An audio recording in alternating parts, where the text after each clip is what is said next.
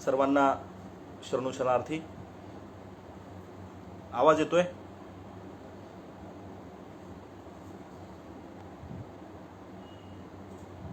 Hello,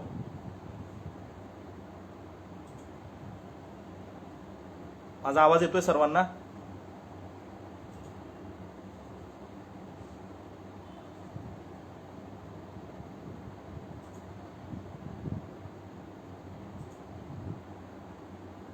परत एकदा सर्वांना शरणू शरणार्थी.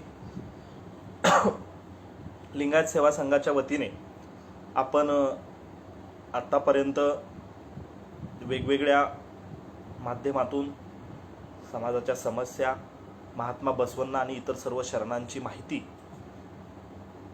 सर्व लोकांपर्यंत मांडत आलेलो आहोत. लिंगायत सेवा संघाच्या वतीने दररोज ई अनुभव मंडपाच्या माध्यमातून या फेसबुक पेजला वचन वाचन, दररोज एक वचन वाचन घेत असतात. परत दर रविवारी अनुभव मंडपाच्या माध्यमातून आपण चर्चा करत असतो आणि त्याचाच एक भाग म्हणून आजच्या या अनुभव मंडपाच्या निमित्ताने आपण सर्वजण एकत्र जमलेलो आहोत. अनुभव मंडप ही संकल्पना आपल्या सर्वांसाठी फार काही नवीन अशी नाही आहे. कारण महात्मा बसवण्णा ज्यावेळेस आपल्या डोळ्यासमोर येतात त्यावेळेस सगळ्यात महत्त्वाची गोष्ट जर आमच्या डोळ्यासमोर काय येत असेल तर ती अनुभव मंडपाची संकल्पना. जगामध्ये महात्मा बसवण्णांना ज्या गोष्टीमुळे ओळखलं जात आहे ती गोष्ट म्हणजे अनुभव मंडप. आज आपण सगळीकडे चर्चा करत असताना प्रत्येक वक्ता असेल, एखादा व्याख्याता असेल, तो बोलत असताना महात्मा बसवण्णांच्या बाबतीत सगळ्यात पहिल्यांदा जर कोणती गोष्ट मुद्देसूदपणे मांडत असेल तर ती गोष्ट म्हणजे अनुभव मंडप ही आहे. आणि त्या अनुभव मंडपाच्या माध्यमातून आपण सर्वजण आजच्या या रविवारी एकत्र जमलेलो आहोत. आजचं जे वचन मी आपल्या सगळ्यांच्या समोर सांगणार आहे, घेणार आहे, हे अगदी साधं सोपं आणि बसवण्णांच्या बाबतीत बोलत असताना अगदी पहिली 4-5 वचनं जो प्रत्येक वक्ता असेल, व्याख्याता असेल अथवा अभ्यासक असेल समाजासमोर मांडत असतो त्या 4-5 वचनापैकी एक असणारं हे वचन आहे. मुळात हे वचन का घ्यावं वाटलं याची पार्श्वभूमी मी पुन्हा तुम्हाला सांगणार आहे. हे वचन असं आहे, सदन बांधिती देवालय, देवा गरीब मी करू काय, देहच माझे देवालय, देवळाचे खांब माझे पाय, मस्तक हे सुवर्ण कळश, स्थावर पावे नाश, जंगम हे अविनाश, कुडल संगम देवा. मित्रांनो, हे जे वचन आहे या वचनाच्या मुळाशी आपण ज्यावेळेस जायला लागतो, या वचनाचा अभ्यास आपण ज्यावेळेस करायला लागतो त्यावेळेस मला खरं तर या महात्मा बसवण्णांच्या सगळ्या ज्या संकल्पना महात्मा बसवण्णांनी मांडलेल्या आहेत त्या सगळ्या संकल्पनेमधलं सगळ्यात महत्वाचं वचन मला हे वाटतं.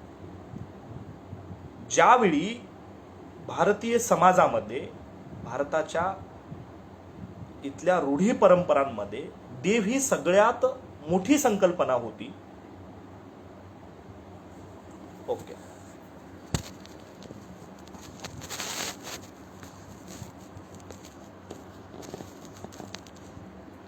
या भारतीय समाजामध्ये देव ही सगळ्यात मोठी संकल्पना होती.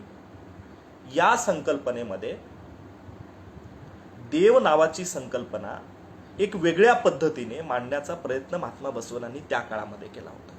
मुळात ही गरज का वाटली असावी महात्मा बसवण्णांना की देव ही संकल्पना प्रत्येक भारतीयाच्या मनामध्ये ठासून बसलेली असताना ती संकल्पना माणसाच्या सोबत जोडावी, माणसाच्या सोबत फक्त जोडू नये तर माणसालाच देव म्हणावं, का वाटलं असावं हे. आणि मी ज्यावेळी आपण प्रत्येक समस्येचा अभ्यास करू लागू, ज्यावेळी आपण माणसाच्या मध्ये असणाऱ्या इतरांबद्दलच्या भावनेचा अभ्यास करू, त्या प्रत्येक वेळी जर महात्मा बसवण्णांचं हे वचन जर आपण आठवलं तर त्या वचन लक्षात आल्या आल्या इथला कोणताही माणूस समोरच्या व्यक्तीशी वाईट वागूच शकणार नाही. का वागेल तो वाईट? बघा काय म्हटलं बसवण्णांनी, सदन बांधिती देवालय, देवा मी सदन आहे, मी मंदिरं बांधणार आहे, मी त्या मंदिरात जाऊन देवाची भक्ती करणार आहे. आणि पुढच्या वाक्यात बसवण्णा म्हणतात, सदन बांधिती देवालय, देवा गरीब मी करू काय. अरे सदन लोक असणारी मंदिरं बांधतील, त्या मंदिरात जाऊन देवाची भक्ती करतील, मी मात्र गरीब आहे ना. मग मला मंदिर बांधता येणार नाही, माझ्याकडे पैसा नाही, आर्थिक सुबत्ता नाही, माझ्याकडे कुठलीही सोयी सुविधा नाही, मग मी मंदिर बांधणार नाही. मग मी मंदिर बांधणार नाही तर मला भक्ती करण्याचा अधिकार नाही का. सदन बांधिती देवालय, देवा गरीब मी करू काय. अरे मी गरीब आहे बाबा, मग मला अधिकार नाहीये मंदिर बांधण्याचा, भक्ती करण्याचा मला अधिकार नाहीये. त्याच्या पुढे जाऊन बसवण्णा म्हणतात, सदन बांधिती, मी पुन्हा पुन्हा ते वाक्य म्हणतोय, सदन बांधिती देवालय, देवा गरीब मी करू काय, देहच माझे देवालय. हे शरीरच माझं देव आहे, हे शरीरच माझं मंदिर आहे. देहच माझे देवालय, देवळाचे खांब माझे पाय. म्हणजे मंदिराची जी संकल्पना आहे, एखादं मंदिर ज्यावेळी आपण उभं करतो त्यावेळेस त्यातला सगळ्यात महत्वाचा भाग असतो त्या मंदिराची खांब. कारण त्या खांबाच्या वर त्या मंदिराचं छत उभं राहिलेलं असतं आणि मग नंतर कळस. बसवण्णा म्हणतात, देहच माझे देवालय, देवळाचे खांब माझे पाय. हे जे पाय आहेत ते देवळाचे खांब आहेत. सदन बांधिती देवालय, देवा गरीब मी करू काय, देहच माझे देवालय, देवळाचे खांब माझे पाय. मस्तक हे सुवर्ण कळश. हे जे माझे मस्तक आहे हे सुवर्णाचा कळस आहे. त्या मंदिराच्या वर जो कळस चढवलेला असतो तो कळस म्हणजे हे माझं मस्तक आहे. स्थावर पावे नाश. ह्या शेवटच्या दोन गोष्टी फार महत्वाच्या, शेवटच्या दोन ओळी फार महत्वाच्या. ज्या गोष्टी स्थावर आहेत, ज्या गोष्टी एका ठिकाणी टिकून आहेत, ज्या गोष्टीची हालचाल होऊ शकत नाही, ज्या गोष्टी बदलू शकत नाहीत, त्या गोष्टी नाश पावू शकतात. आणि जंगम हे अविनाश कुडल संगम देवा. परंतु जंगम नावाची, मग ह्याच्यामधली जंगम नावाची आपली लिंगायत संस्कृतीतली संकल्पना असेल, अथवा तुमच्या माझ्या प्रत्येकाचा कायम बदलत असणारा प्रवाहीपणा असेल, ह्या गोष्टी अविनाशी आहेत असं बसवण्णांनी त्या वचनामध्ये आम्हाला सांगितलं. मुळात हे वचन घेत असताना सध्याची जी आमची परिस्थिती आहे ती परिस्थिती मला मुळात बघावी वाटली, ती परिस्थिती आपल्या सर्वांच्या समोर आणावी वाटली, म्हणून हे वचन मी मुद्दामून आज घेतलेलं आहे. जिथे सध्याच्या परिस्थितीमध्ये एक माणूस दुसऱ्या माणसाला माणूस मानायला तयार नाही. मी माणूस म्हणतोय कारण मी तर देवापेक्षा मोठी संकल्पना माणूस समजतो. जर आपण प्रत्येकजण एकमेकाला फक्त माणूस मानायला शिकलो तर आपल्या सगळ्या समस्या संपतील, बलात्कार संपतील, चोरी संपेल, दरोडा संपेल, एक माणूस दुसऱ्यासोबत वाईट वागणारा संपून जाईल. इथे आम्ही माणूस एकमेकांना मानायला तयार नाही. आणि महात्मा बसवण्णांनी 12व्या शतकात आम्हाला माणसाला देव मानायला सांगितलं. महात्मा बसवण्णात नसेल प्रत्येक शरणाचं उदाहरण घ्या, प्रत्येक शरण नसेल इथला प्रत्येक महापुरुष घ्या, त्या प्रत्येक महापुरुषानं आम्हाला प्रत्येकाचा आदर करायला शिकवलं, प्रत्येकाचा सन्मान करायला शिकवलं. एवढंच नाही, प्रत्येकाच्या देहामध्ये देव पाहायला शिकवलं. मित्रांनो, एखादा वाईट विचार असेल तुमच्या माझ्या मनातला, एखाद्या ठिकाणी चोरी करायची असेल, एखाद्या ठिकाणी दरोडा टाकायचा असेल, एखाद्या मुलीवर स्त्रीवर बलात्कार करायचा असेल, आणि त्यावेळी जर महात्मा बसवण्णांचे हे वचन नव्हे तर सगळ्या महापुरुषांचं हे एक वाक्य जर आम्ही लक्षात ठेवलं की या देहामध्ये देव राहतो, हे देह म्हणजे मंदिर आहे, हे शरीर म्हणजे मंदिर आहे, ह्या शरीराचे खांब माझे पाय आहेत, मस्तक सुवर्ण कळश आहे. अरे जर समोरच्या माणसाला आणि स्वतःला तुम्ही देव मानायला लागला तर तुम्ही एखादंही वाईट काम करूच शकणार नाही. पण आम्ही समोरच्या माणसाला देव मानत नाही. आम्ही समोरच्या माणसाला मुस्लिम मानतो, आम्ही समोरच्या माणसाला हिंदू मानतो, आम्ही समोरच्या माणसाला दलित मानतो, आम्ही समोरच्या माणसाला मराठा मानतो, आम्ही समोरच्या माणसाला कोळी, साळी, माळी, ब्राह्मण, लिंगायत. आम्ही माणसाला माणूस सोडून त्याला प्रत्येक गोष्टीची उपमा द्यायला सुरुवात केली. माणूस सोडून आम्ही सगळं मानायला लागलो, परंतु आम्हाला कधी माणूस मानायला शिकवलं नाही. मला तर मुळात भाषण म्हणजे वीट यायला लागलाय, कंटाळा यायला लागलाय. कशासाठी करायचा हा शब्दछल? आम्ही मागच्या 8 दिवसामध्ये आम्ही सगळ्या सोशल मीडियावर पाहतोय, आम्ही सगळ्या न्यूज मीडियावर पाहतोय, आम्ही सगळीकडे पाहतोय. हाथरसची घटना असेल, त्या हाथरसच्या घटनेमुळे भारतातले सगळे बलात्कार समोर येत आहेत. अरे जर आम्ही त्या स्त्रीला, आम्ही त्या मुलीला माणूस म्हणून मानायला तयार नाही, देव कधी मानणार आम्ही? मग का करायचा हा शब्दछल? आम्ही कशासाठी भाषणं करायची? का ऐकायचं? का महापुरुष लोकांसमोर घेऊन जायचं? काळ जसा जसा पुढे जायला लागला, काळ जसा जसा वाढायला लागलाय, तशा तशा वाईट घटना वाढायला लागतात. तुमच्या माझ्यातली माणुसकी, तुमच्या माझ्यातली नीतिमत्ता संपून जायला लागली आहे. मग या नीतिमत्तेचा एक अंश तुमच्या आमच्या मनामध्ये शिल्लक राहत नसेल तर काय फायदा महात्मा बसवण्णांचं नाव घेऊन? काय फायदा बुद्धांचं नाव घेऊन? काय फायदा छत्रपती शिवाजी महाराजांचं नाव घेऊन? काय फायदा बाबासाहेबांचं नाव घेऊन? कुठलीच गोष्ट मित्रांनो, चीड यायला लागली या गोष्टींची, चीड. एका स्त्रीला आम्ही स्त्री समजू शकत नाही, तिला देव समजण्याची काय गोष्ट आहे? महात्मा बसवरांच्या सगळ्या शरणांचा जर आम्ही अभ्यास केला तर अशा वाईट गोष्टी घडणारच नाही तो. पण आम्ही वाचत नाही. आम्हाला फक्त महात्मा बसवरांची फोटो, महात्मा बसवरांची मूर्ती, शरणांचं नाव, इथपर्यंत आमचा कार्यक्रम संपला. दरिद्री झालो तर आपण, दरिद्री विचार झालेत आपले. कुठलीच गोष्ट आम्ही वाचायला तयार नाही, कुठली गोष्ट वाचली तर आम्ही ऐकायला तयार नाही, ऐकली तर आचरणात आणायला तयार नाही. का होत असतील या गोष्टी? मुळात मी आज त्या हाथरसच्या घटनेला डोळ्यासमोर ठेवून हे वचन घेतलेलं आहे. एखाद्या माणसाला माणूस आम्ही मानू शकत नाही, त्यांचं स्वातंत्र्य आम्ही त्यांना देऊ शकत नाही. भारतात जाऊ द्या, जगभरातल्या या घटना आहेत सगळ्या. सगळी सत्ता ह्या पद्धतीनं वागत आहे. रशियामध्ये परवा एक बातमी आली, तिथल्या विरोधी पक्ष नेत्याने तिथल्या पुतीनवर आरोप केला किंवा त्यांनी आम्हाला विष दिलं. इथल्या विरोधातली माणसं सत्तेतल्या माणसाला आरोप करतायत. सत्तेतले पक्ष ज्या राज्यात विरोधामध्ये आहेत ते तिथल्या सत्तेतल्या लोकांना आरोप करत आहेत. पण ह्या सगळ्या आरोपामध्ये, या सगळ्या गोष्टीमध्ये सगळ्यात मुळाशी जर कोण भरटलं जात आहे तो सामान्य माणूस, गरीब माणूस भरटला जात आहे. मी हाथरसच्या घटनेमध्ये बघत होतो, दलित की बेटी को अपमान हुआ, दलित की बेटी का रेप हुआ, गरीब की बेटी का रेप हुआ. अरे गरीब की बेटी का रेप हुआ म्हणजे काय? श्रीमंताच्या मुलीचा रेप व्हायला आम्हाला मोकळी काय? दलिताच्या बेटीचा रेप झाला म्हणायला म्हणजे काय? सवर्णांच्या मुलीवर बलात्कार होण्यासाठी मोकळी काय? का आम्ही माणूस म्हणून बघत नाही त्याच्याकडं? बसवण्णांनी तर देव म्हणून बघायला सांगितलं आम्हाला. देव म्हणून जाऊ द्या, माणूस म्हणून बघू आपण. का म्हणू शकत नाही आपण भारताच्या एका मुलीवर, भारतातल्या भारत की बेटी के ऊपर रेप हुआ? नाही मित्रांनो, या गोष्टी आमच्या लक्षात येत नाहीत. आमच्या शरणांनी तर फार सुंदर मांडलं. शरणांनी तर शरीराला महत्वच ठेवलं नाही. आमच्या अक्का महादेवी एके ठिकाणी म्हणते, फुटता मिसरूड म्हणतात नर. म्हणजे जर एखाद्याला मिशी फुटली तर त्याला नर म्हणतात. फुटता मिसरूड म्हणतात नर, येता स्तरांना उभारी म्हणतात नारी. तर समजा स्तरांना उभारी आली की मग लोक सगळे त्यांना काय म्हणतात? स्त्री म्हणून म्हणतात.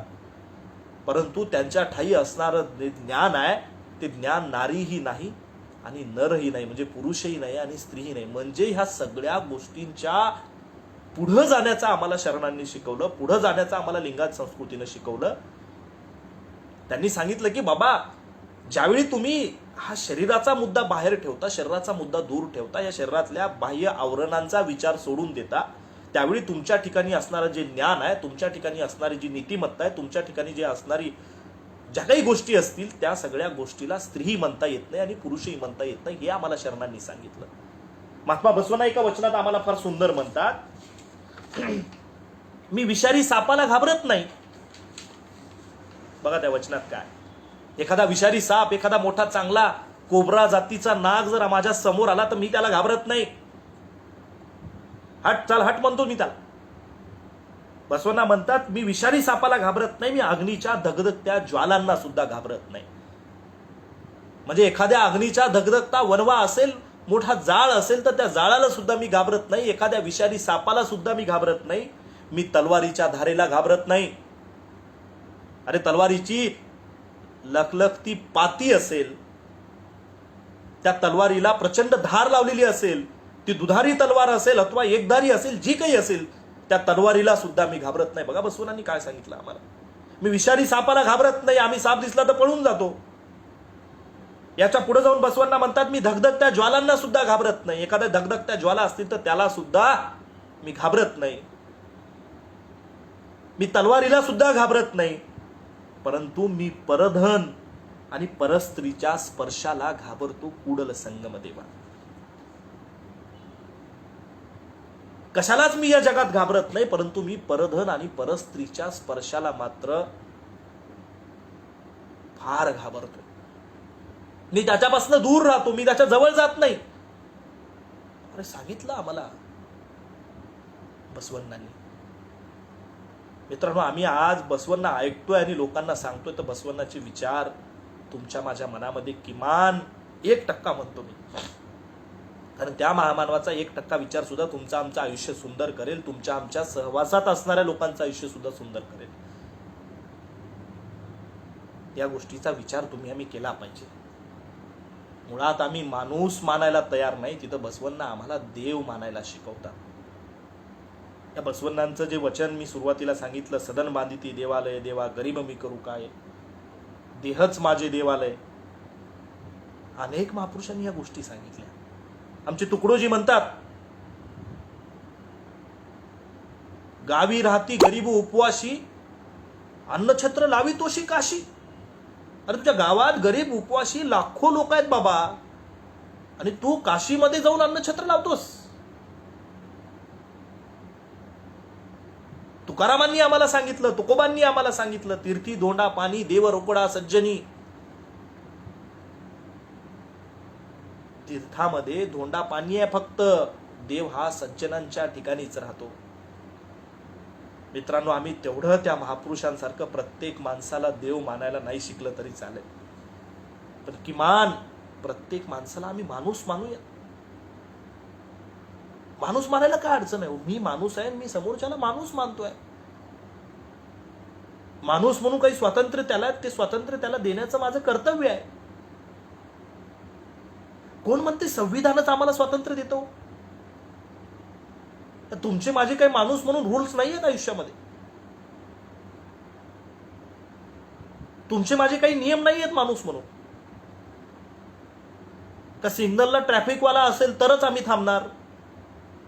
मग ती रेड लाईट लागलेली असो अथवा ग्रीन असो अथवा येलो असो, आम्हाला काही देणं घेणं नाही. ट्रॅफिकवाला असेल तर आम्ही थांबणार, आणि नसेल तर मग आम्ही निघून जाणार.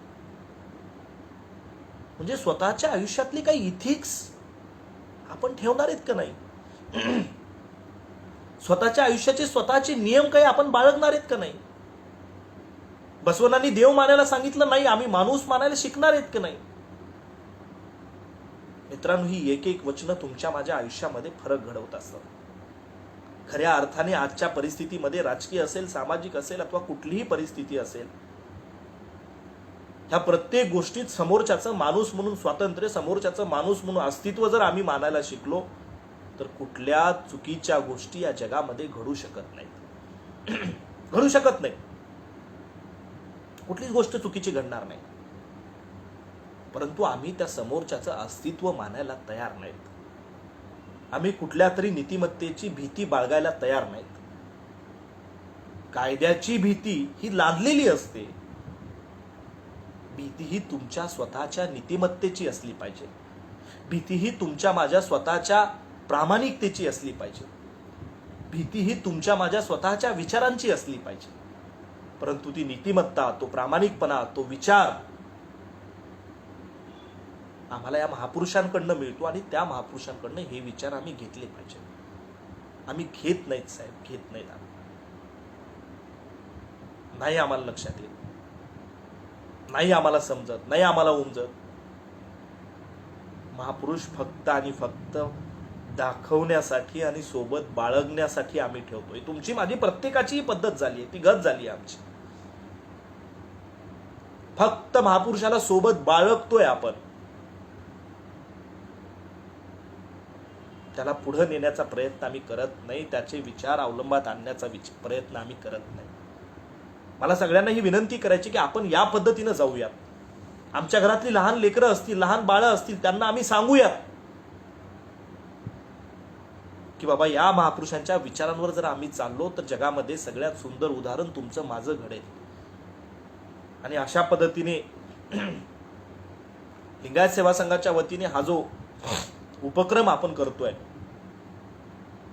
रोजचं एक वचन वाचन असेल, प्रत्येक रविवारी अनुभव मंडप असेल, त्या अनुभव मंटपामध्ये प्रश्नोत्तरं असतील, त्या अनुभव मंटपामध्ये आपण खुली चर्चा करत असू.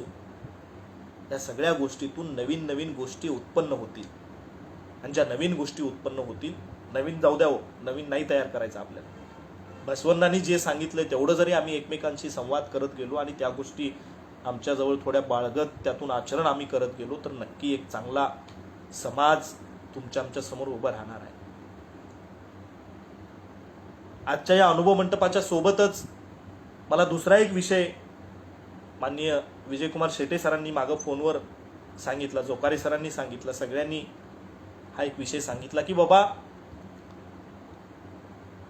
सेंट्रल गव्हर्नमेंटचं म्हणजे भारत सरकारचं पूर्ण भारतभरामध्ये जे आर्थिकदृष्ट्या दुर्बल घटकाचं आरक्षण आहे.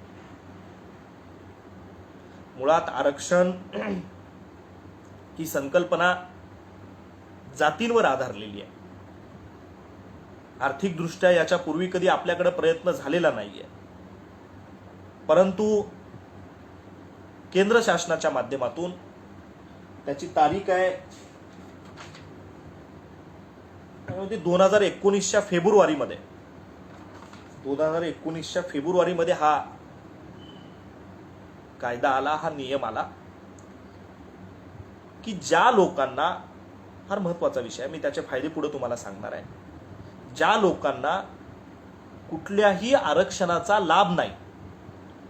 आता भारतातले आणि महाराष्ट्रातले आपण आरक्षणाचा विचार केला तर SC, ST, OBC, NT, मग ती NT1, NT2 जे काही असेल ते, VJNT, त्यानंतर आत्ता परवा मराठा आरक्षणाचा जो वाद कोर्टामध्ये आहे, SCBC, ही जी काही आरक्षण आहेत, जातीवर आधारलेली जी आरक्षण आहेत, या सगळ्या जातीवर आधारलेल्या आरक्षणाचा लाभ न घेणारे म्हणजे या आरक्षणामध्ये, आरक्षणाच्या नियमामध्ये नसलेली जी खुल्या प्रवर्गातली माणसं आहेत, खुल्या प्रवर्गातल्या ज्या जाती आहेत, खुल्या प्रवर्गातले जे धर्म आहेत, मग त्या खुल्या प्रवर्गातल्या जातीमध्ये, धर्मांमध्ये ब्राह्मण आला, लिंगायत आला, सिंधी आला, मारवाडी आला, जैन समाजातल्या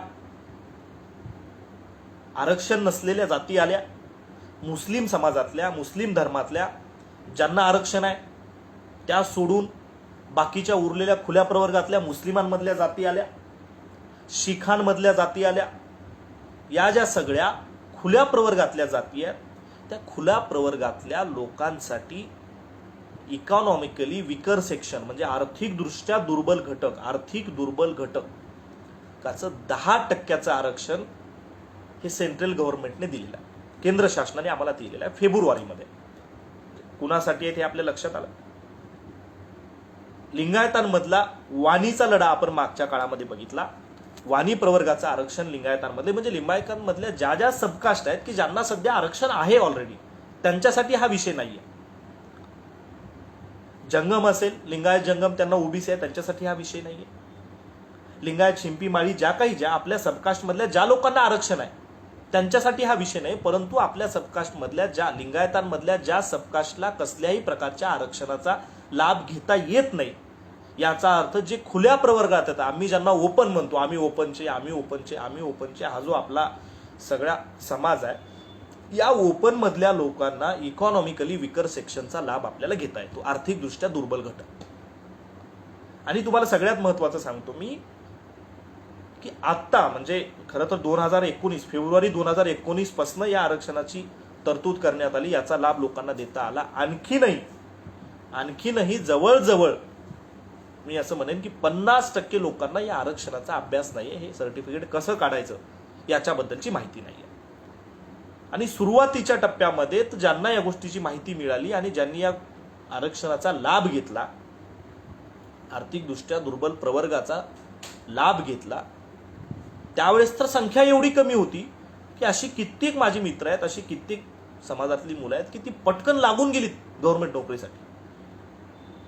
10% आरक्षण म्हणजे 100 जागा असतील तर त्यातल्या 10 जागा ह्या आर्थिकदृष्ट्या दुर्बल घटक म्हणजे EWS, इकॉनॉमिकली विकर सेक्शनच्या लोकांसाठी रिझर्व्ह ठेवल्या जातात. आता याच्यामध्ये कोण येतो, याचं ऍप्लिकेशन कसं करायचं?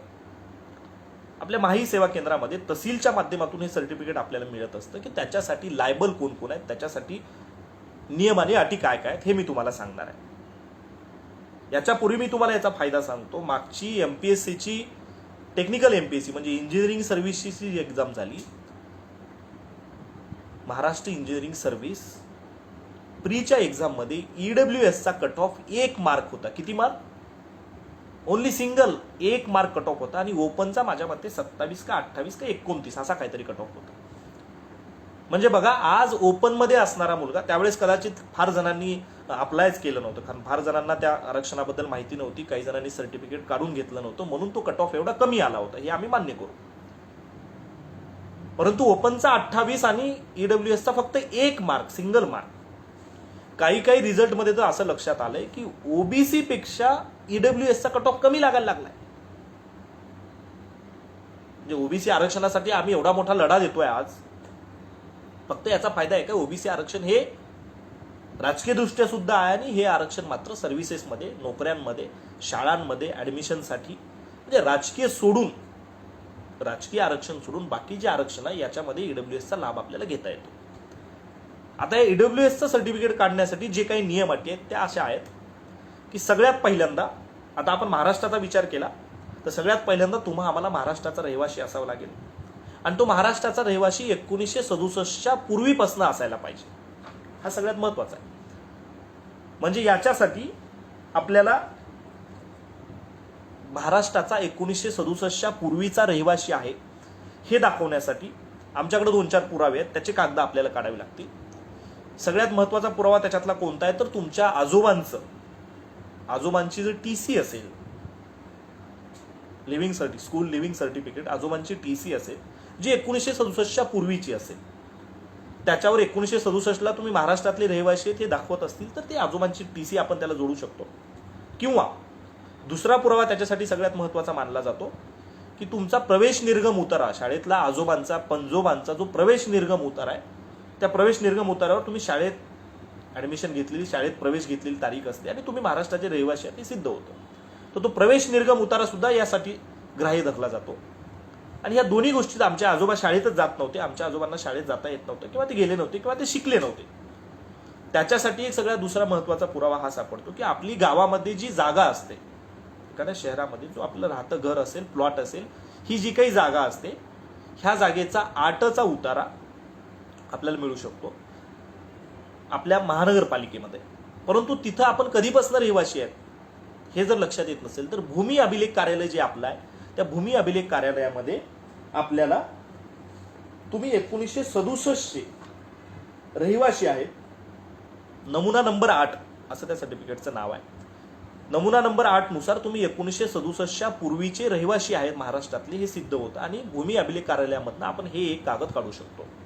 हा पहिला महत्वाचा. म्हणजे तुम्ही कुठलंही कागद काढा, खासरा पाणी असू शकतो तुमचं. तहसील कार्यालयामध्ये जे खासरा पाणी आहे त्या खासरा पाणीवर तुम्ही 1967च्या पूर्वी सुद्धा महाराष्ट्रात तुमची जागा होती, जमीन शेती होती, शेतीच्या संदर्भातलं खासरा पाणी तुमचं निघू शकतं. आणि हा एक कागद आपल्या त्यासाठी सगळ्यात मुख्य आहे, महत्वाचा. 1967च्या पूर्वीचा तुम्ही महाराष्ट्रातले रहिवासी असलेला कुठलाही पुरावा, हे एक महत्वाचं कागद आहे. दुसरं कागद ह्याच्यासाठी आहे तुमच्या कुटुंबाचं एकत्रित उत्पन्न हे 8 लाखांपेक्षा कमी असलं पाहिजे. आता कुटुंब म्हणजे काय हा महत्वाचा प्रश्न आहे ह्याच्यामध्ये. कुटुंब म्हणजे तुमच्याकडे जे रेशन कार्ड आहे, आपल्याकडे जे रेशन कार्ड आहे त्या रेशन कार्डवरची जेवढी नावं आहेत ते एक कुटुंब. म्हणजे समजा एक कुटुंब आहे, त्या कुटुंबामध्ये 2 भाऊ आहेत, दोन्ही भावांची लग्न झालीत, त्या दोन्ही भावांना मुलं आहे आणि त्यांच्यामध्ये त्यांचे आईवडील पण सध्या अस्तित्वात आहे, हयात आहे, आणि त्यांचं एक कंबाईन राशन कार्ड आहे. मग त्यांच्या राशन कार्डवर कोण कोण आहेत तर त्या व्यक्तीचे आईवडील, त्या व्यक्तीचा भाऊ, त्या व्यक्तीची बहीण, त्या व्यक्तीच्या भावाची बायको, त्या व्यक्तीच्या भावाचे 2 मुलं आणि ह्याचे 2 मुलं, म्हणजे असून 2, ह्या 2 जोड्या, 2 आणि 4 हे 6 झाले आणि यांची 2 मुलं, म्हणजे 10 जणांची नावं त्या राशन कार्डवर आहेत. तर त्या 10 जणांचं एकत्रित उत्पन्न 8 लाखापेक्षा कमी असलं पाहिजे. आता ह्यात महत्वाचा मुद्दा, कुटुंब म्हणजे काय मी तुम्हाला सांगतोय. याच्यामध्ये आपण आणखीन काही गोष्टी करू शकतो. आज जर आम्ही 10 जण आहेत त्याच्यामध्ये आणि माझ्या वडिलांचं, माझं आणि माझ्या भावाचं तिघांचं उत्पन्न मिळून जर 8 लाखापेक्षा जास्त जात असेल तर आमच्याकडे दुसरी एक त्याच्यामध्ये फॅसिलिटी आहे आपल्याकडं, की आपण आपल्या रेशन कार्डची फोड करू शकतो. म्हणजे मी आणि माझा भाऊ, माझ्या भावाचंही लग्न झालंय, माझंही लग्न झालंय, आम्ही दोघंही एकाच राशन कार्डवर आहेत, एकाच रेशन कार्डवर आमची नाव आहे. आमची विभागणी करून आपल्याला घेता येईल तहसील कार्यालयामध्ये. तहसील कार्यालयामध्ये जो पुरवठा विभाग असतो त्या पुरवठा विभागाकडनं आपल्याला आपल्या रेशन कार्डची विभागणी करता येते. मग माझ्या भावाचं रेशन कार्ड वेगळं, माझं रेशन कार्ड वेगळं. मग माझ्या रेशन कार्डवर मी, माझी पत्नी आणि माझी 2 मुलं, माझ्या आई वडिलांना मी माझ्या राशन कार्डवर घेऊ शकतो किंवा भावाच्या राशन कार्डवर टाकू शकतो. जेणेकरून याचा उद्देश काय, तर आमच्या जे कुटुंबाचं एकत्रित उत्पन्न 8 लाखापेक्षा जास्त होत होतं ते आम्हाला कमी करायचं आहे. आमची रेशन कार्ड जर वेगळी झाली तर इथं एक कुटुंब विभागली जातील आणि एकाच्या ऐवजी 2 कुटुंब होतील आणि 2 कुटुंबाचे उत्पन्न 4-4 लाख 5-5 जे असेल ते असेल, म्हणजे 8 लाखापेक्षा कमी होईल. म्हणजे मला हे सांगायचं की 8 लाखापेक्षा कमी उत्पन्न हे कुटुंबाचं एकत्रित असलं पाहिजे.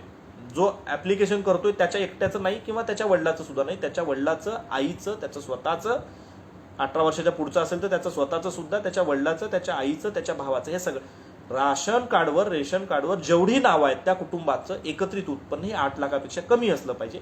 आणि हे उत्पन्नाचं सर्टिफिकेट आपल्याला तहसील कार्यालयामधनं काढावं लागेल पहिल्यांदा. म्हणजे पहिल्यांदा आपल्याला उत्पन्नाचं सर्टिफिकेट काढावं लागेल. मी आतापर्यंत तुम्हाला 2 पुरावे सांगितले.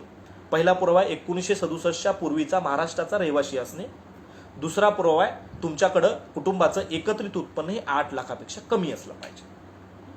आता तिसरा पुरावा आहे, मुळात हे आरक्षण हे सेंट्रल गव्हर्नमेंटच्या सुद्धा प्रत्येक नोकऱ्यांमध्ये तुम्हाला या आरक्षणाचा लाभ घेता येईल. आम्हाला प्रत्येकाला जे ओपनमध्ये, मी स्वतः हे सर्टिफिकेट काढून घेतलेलं आहे. ओपनमध्ये जी माणसं गणली जातात, खुल्या प्रवर्गात जी माणसं येतात, त्या खुल्या प्रवर्गातल्या प्रत्येक माणसाला सेंट्रलच्या नोकऱ्यांमध्ये आणि राज्याच्या नोकऱ्यांमध्ये, सेंट्रलच्या ऍडमिशन प्रोसेसमध्ये आणि राज्याच्या ऍडमिशन प्रोसेसमध्ये ह्या आरक्षणाचा लाभ 100% घेता येईल. म्हणजे हे राज्यापुरतं सेपरेट नाहीये.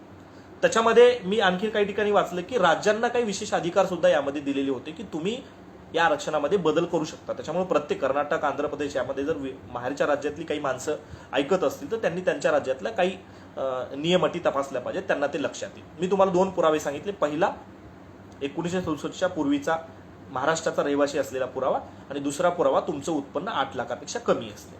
आता तिसरा पुरावा ह्याच्यामध्ये महत्वाचा आहे की हे जे आरक्षण आहे हे आरक्षण तुमच्या कुटुंब ह्या शब्दाला फार महत्व देत आहे. त्यांचं असं म्हणणं आहे सेंट्रल गव्हर्नमेंटचं की तुमच्या कुटुंबाची एकत्रित जमीन ही 5 एकरपेक्षा कमी असली पाहिजे.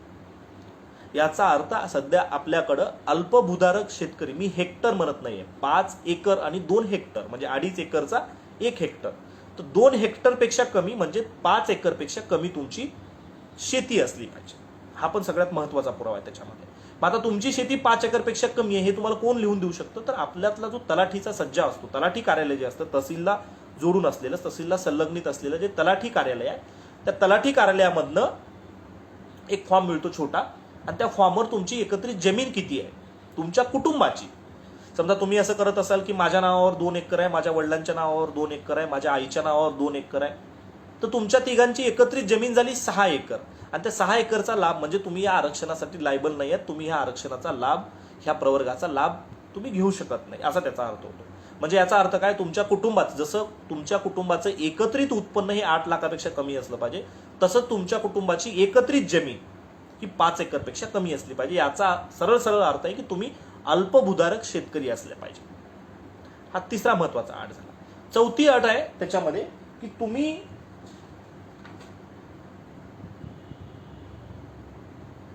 तुम्ही जर गाव भागात राहत असाल, तर तुमची जमीन म्हणजे गावातली तुमचं राहतं घर, प्रत्येक ठिकाणी तुम्ही थोडं महाई सेवा केंद्रांवर जर याचा थोडा याच्या डॉक्युमेंटचा अभ्यास केला तर तुम्हाला त्याचं मिळू शकतं. तरी सुद्धा मी काही ओव्हरऑल तुम्हाला याचे फायदे आणि काही डॉक्युमेंट सांगत आहे.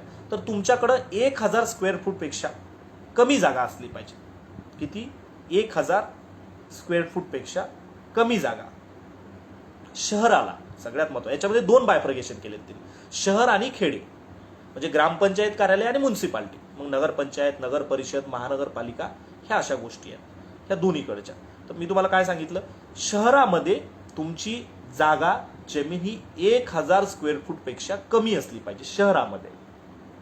आणि जर तुम्ही गाव भागात राहत असाल, खेड्यात राहत असाल, ग्रामीण भागामध्ये राहत असाल, ग्रामपंचायत कार्यक्षेत्रामध्ये राहत असाल, तर तुमची जमीन ही 1800 स्क्वेअर फूट पेक्षा कमी असली पाहिजे.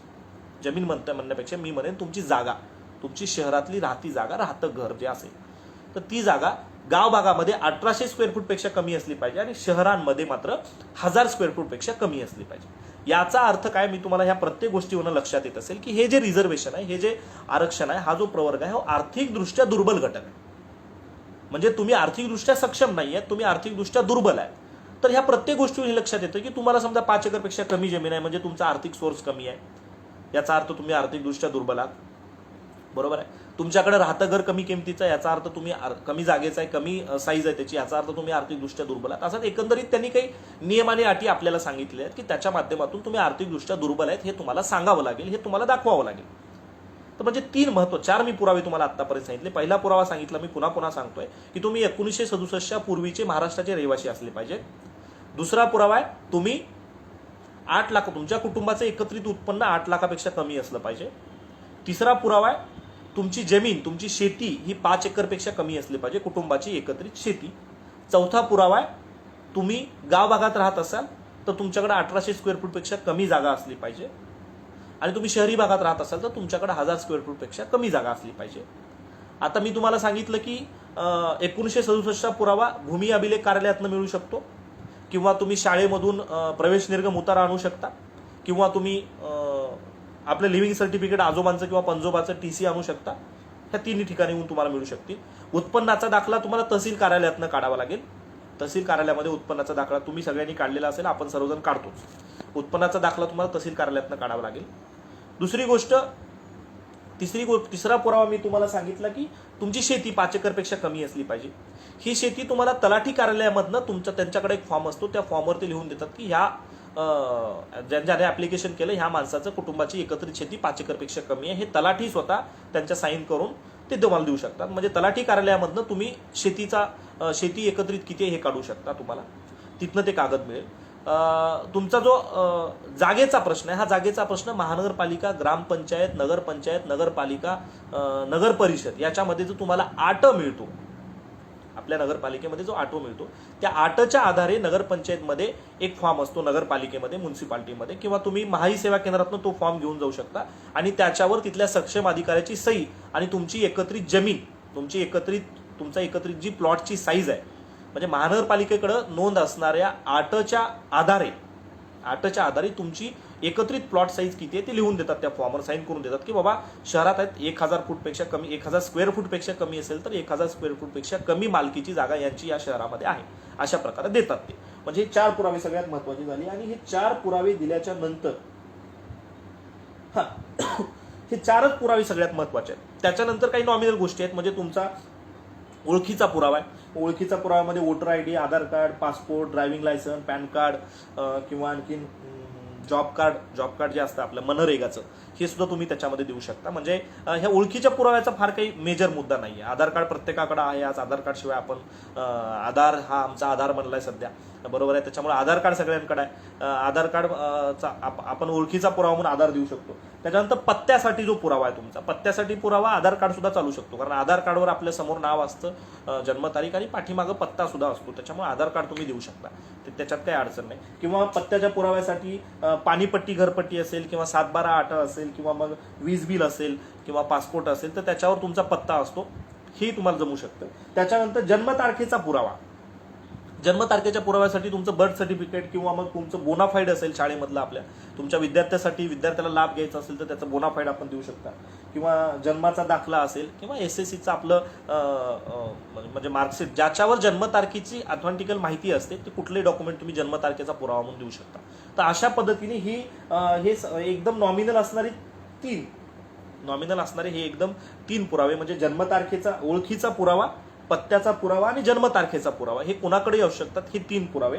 आणि ह्या 3 पुराव्याच्या नंतर मात्र उत्पन्नाचा दाखला, 1967 पुरावा, शेतीचा पुरावा आणि तुमच्या जागेचा पुरावा, हे 4 पुरावे, असे 4 आणि 3 हे एकूण 7 पुरावे आम्हाला महाई सेवा केंद्राच्या माध्यमातून तहसीलला सादर करावे लागतील आणि तहसील कार्यालयामधनं तुम्हाला त्यांचा नियम असा आहे की 30 दिवसाच्या आत इकॉनॉमिकली विकर सेक्शन म्हणजे आर्थिक दुर्बल घटकाचं आरक्षण तुम्हाला मिळू शकतं. तर ह्या माहितीच्या आधारे आणखीन जर तुम्हाला याची माहिती घ्यायची असेल तर यूट्यूबला तुम्ही EWS रिझर्वेशन जर टाकला तर आपल्या महाराष्ट्रामध्ये ज्या ज्या गोष्टी लागतात, आता काही ठिकाणी काही जणांचं म्हणणं आहे की नॉन क्रिमिलियर लागेल, काही जणांचं म्हणणं आहे की तुम्हाला 3 वर्षाचं उत्पन्न करून नॉन क्रिमिलियर काढावं लागेल, काही जण जातीचा पुरावा मागतायत. परंतु जातीचा पुरावा ओपनच्या लोकांना जातीचा पुरावा कुठनं मिळत नाही, कारण कसा घेणार आपण, कुठून घेणार? समजा रिझर्वेशन असेल तर मग जातीचा पुरावा मिळू शकतो, परंतु ओपनच्या आपल्या TC वरची जात आपण त्यांना ग्राह्य धरू शकतात. TC वर जी आहे ती जात फक्त 1967चा पुरावा. फक्त एकच गोष्ट आहे की तुम्ही कुठल्याही रिझर्वेशन मध्ये नसल्या पाहिजे.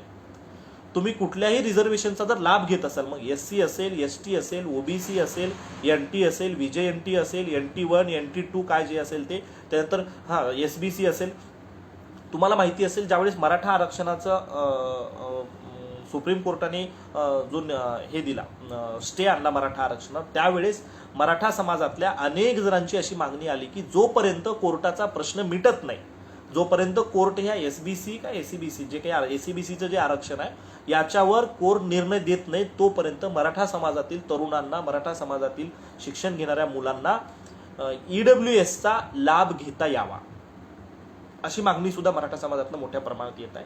याचा अर्थ तुम्हाला माहिती असेल की EWSचं जे आरक्षण आहे, EWSचं जे रिझर्वेशन आहे, हे फार मोठ्या प्रमाणात फायद्याचं आहे.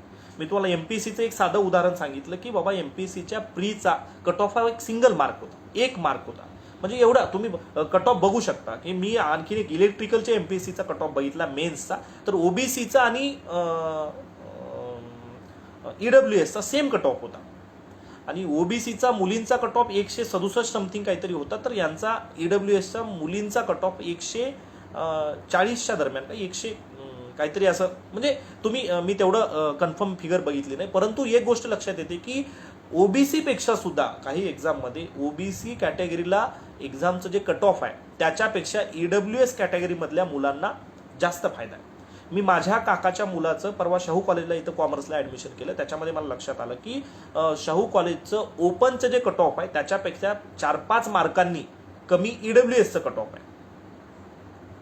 म्हणजे बघा तुम्ही, EWSचं कट ऑफ आहे आणि EWSच्या माध्यमातून त्याला शाहू कॉलेजमध्ये ऍडमिशन मिळालं आणि त्याचे मार्क 89% होते आणि माझ्या मते ओपनचं कट ऑफ 89च आलं होतं आणि EWSचं कट ऑफ मात्र 76 मार्क्स 76% असं काहीतरी होतं. म्हणजे याच्यावरनं तुम्हाला एक गोष्ट लक्षात आली असेल की EWS आणि सगळ्यात महत्त्वाचं असं आहे की आणखीन या आरक्षणाची माहिती बऱ्याच लोकांना नसल्यामुळं आणखीन या आरक्षणाचा लाभ घेणाऱ्यांची संख्या ही कमी आहे आणि संख्या कमी असली याचा अर्थ त्याचं कट ऑफ आणखीन कमी येणार आहे.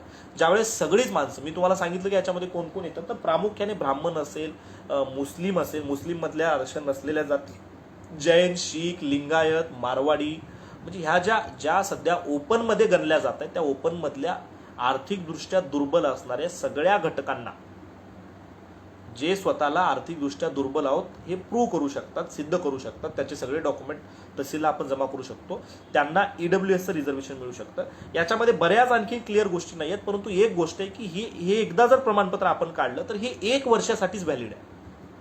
कारण सगळ्यात महत्त्वाचं काय, तर हे उत्पन्नावर आधारलेलं प्रमाणपत्र आहे. उत्पन्न याच्यामधला एक महत्त्वाचा गट आहे. 8 लाखापेक्षा कमी तुमचं या वर्षीचं उत्पन्न 8 लाखापेक्षा कमी आहे, पुढच्या वर्षी तुमचं उत्पन्न 9 लाख होऊ शकतं, काही अडचण नाही. त्याच्यामुळे पुढच्या वर्षी तुम्हाला आणखीन मार्च ते आपलं जे आर्थिक वर्ष आहे त्या आर्थिक वर्षामध्ये हे चालू शकतं. पुढच्या आर्थिक वर्षामध्ये तुमच्या उत्पन्नाची मर्यादा कमी जास्त झाली तर तुम्हाला हे नवीन सर्टिफिकेट काढून घ्यावं लागणार, किंबहुना या सर्टिफिकेटची व्हॅलिडिटी ही 1 वर्षासाठीच असते. प्रत्येक वर्षी तुम्हाला या सर्टिफिकेटसाठी अप्लाय करावं लागेल आणि प्रत्येक वर्षी हे सर्टिफिकेट पुन्हा तुम्हाला काढावं लागेल. परंतु त्याचा एक एवढा फार मोठा फायदा आहे की एखादा महिना 15 दिवस जर आपले हे सर्टिफिकेट काढण्यासाठी गेले तर काही हरकत नाही, परंतु त्याचा एक फार मोठा बेनिफिट नोकऱ्यांमध्ये, ऍडमिशनमध्ये, प्रवेश प्रक्रियेमध्ये आम्हाला सगळ्यांना होणार आहे. त्याच्यामुळं आपला धर्ममान्यतेचा लढा हा लिंगायत धर्ममान्यतेचा लढा तर हा सुरूच राहणारा. लिंगायत सेवा संघ मोठ्या प्रमाणात, मोठ्या माध्यमातून हा धर्ममान्यतेचा लढा वैचारिकदृष्ट्या डॉक्युमेंटशियली लढत आहे. आपण सर्वजण लढत आहोत.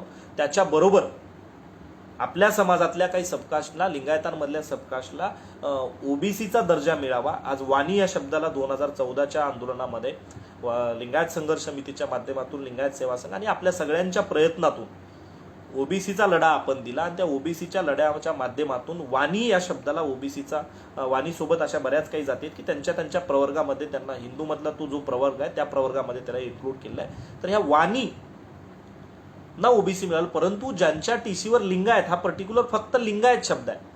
तर ह्या फक्त लिंगायत शब्दाची जी अडचण आहे त्या लिंगायत शब्दाला कुठल्याही प्रकारच्या आरक्षणाचा लाभ घेता येत नाही. त्या माणसांनी, त्या तरुणांनी, त्या युवकांनी, त्या समाजातल्या सगळ्या माणसांनी, आपल्या लोकांनी ज्यांना कुठल्याही आरक्षणाचा लाभ आजतागायत घेता आला नाही, कुठल्याही आरक्षणाच्या नियमांमध्ये आणि अटीमध्ये ही माणसं बसत नाहीत, अशा लोकांनी इकॉनॉमिकली विकर सेक्शन म्हणजे आर्थिकदृष्ट्या दुर्बल घटकाचं आरक्षणाचा लाभ तुम्ही आम्ही सर्वजण घेऊ शकतो. समजा काही अडचण असेल, अडचण तर येणारच नाही. महाई सेवा केंद्रावर गेल्या गेल्या आपल्याला प्रत्येक गोष्टीची माहिती मिळू शकते. याच्यामध्ये आणखीन काही एखादा ॲडिशनल डॉक्युमेंट माझ्याकडनं सांगायचं राहिलं असेल तर महाई सेवा केंद्राच्या माध्यमातून ते डॉक्युमेंट तुम्हाला ते सांगतील. ते डॉक्युमेंट तुम्ही काढून घेऊन या आरक्षणाचा लाभ तुम्ही आम्ही प्रत्येकजण घेऊ शकतो. अशा प्रकारे हा सगळ्यात महत्त्वाचा, कारण लिंगायत सेवा संघाची एक प्रामाणिक भूमिका होती की समाजाला वैचारिकदृष्ट्या सक्षम करत असतानाच समाजातल्या तरुणांना पुढे जाण्यासाठी ज्या ज्या गोष्टी आपल्याला करता येतील त्या गोष्टी आज आपण करतोय. या लाईव्हच्या माध्यमातून आज शेट्टे सरांची फार इच्छा होती की इकॉनॉमिकली विकर सेक्शनचे जे रिझर्वेशन आहे याच्यावर एक सविस्तर अशी माहिती सर्वांना मिळावी, यासाठी आजचं हे लाईव्ह सेशन अनुभव मंडपाच्या माध्यमातून आपण घेतलं. सुरुवातीला आपण वचनही बघितलं, त्या वचन आणि वचनांचं मी माझ्या पद्धतीने जे काही आपल्याला माझं जे मनोगत आहे ते आपल्यासमोर व्यक्त केलेलं आहे. आणि ह्या EWS इकॉनॉमिकली विकर सेक्शनच्या पण गोष्टी मी आपल्या सर्वांच्या समोर ठेवलेल्या आहेत. याचा लाभ म्हणजे वचनांचाही लाभ, वचनांचाही अनुभव आपण ऐकला आणि तो आचरणात आपण नक्की आणाल. आणि ह्या आरक्षणाच्या माध्यमातून जे काही इकॉनॉमिकली विकर सेक्शन या प्रवर्गामध्ये मोडतील त्यांनी या आरक्षणाचाही लाभ घ्यावा. असं होऊ नये की फक्त आरक्षणाचा आपण लाभ घेऊ आणि वचनांना दूर करू. वचनं ही खरं तर तुमच्या आमच्या मनाच्या मंदिरामध्ये आपण साठवून ठेवली पाहिजे, त्याला आम्ही आचरणात आणलं पाहिजे. वचनं वाचली पाहिजे, त्याच्यावर अभ्यास केला पाहिजे आणि त्या गोष्टी आमच्या आयुष्यात कशा आचरणात आणता येईल. मी फक्त अभ्यासापुरतं थांबा असं कधीच म्हणणार नाही आणि थांबूही नाही माणसानं. फक्त अभ्यासा माणसाला पुढे नेऊ शकत नाही. अभ्यासा फक्त बौद्धिकदृष्ट्या तुम्हाला स्ट्रॉंग करू शकतो, बौद्धिकदृष्ट्या तुम्हाला पुढं नेऊ शकतो, परंतु मानसिक समाधान जर आम्हाला हवं असेल तर त्या अभ्यासाचा उपयोग आम्ही आमच्या आयुष्यामध्ये केला पाहिजे. तो तुम्ही आम्ही सर्वजण करू आणि नक्कीच आजच्या या अनुभव मंडपाच्या माध्यमातून काही चांगल्या गोष्टी आपल्यापर्यंत पोहोचल्या असतील ही अपेक्षा मी या ठिकाणी व्यक्त करतो आणि थांबतो. शरणू शरणार्थी.